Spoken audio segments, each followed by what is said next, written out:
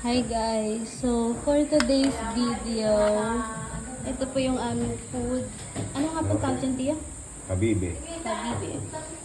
Ayan. Then, anong gagawin Sarap na sunod? ito. Ano sunod po gagawin? Isasaw na sa ulam. Tatanggalin ko yung laman. Tapos, Tatanggalin ko na yung laman. Yung nagsasaw na rin. Kasi ito, malaking space ang makukuha yung mga shell na yan. oh, Maliit lang yung kaldero natin. pogi po ng aming cook. Kapatid po ni tatay.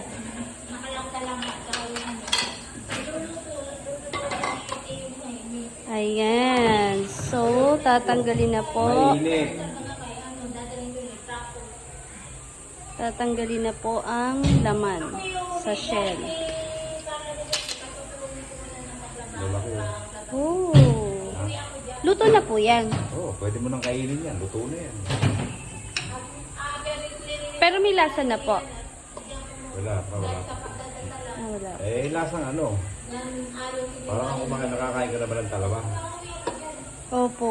Kaya lang Parang gano'n lang. ito po, tinidor. Wala sa ano? Mamaya po, pagka hindi na mainit.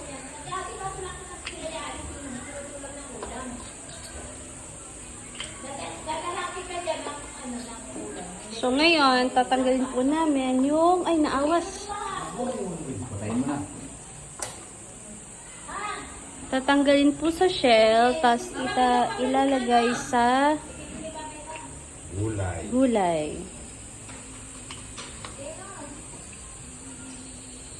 Ang lalaki. Look at that, guys. Oh, ang laki, ang taba. Oh, oh, oh.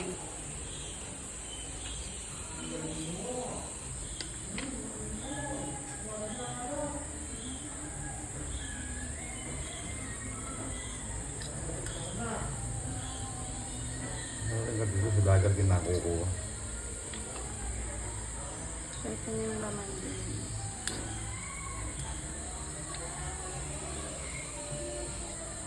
Yummy!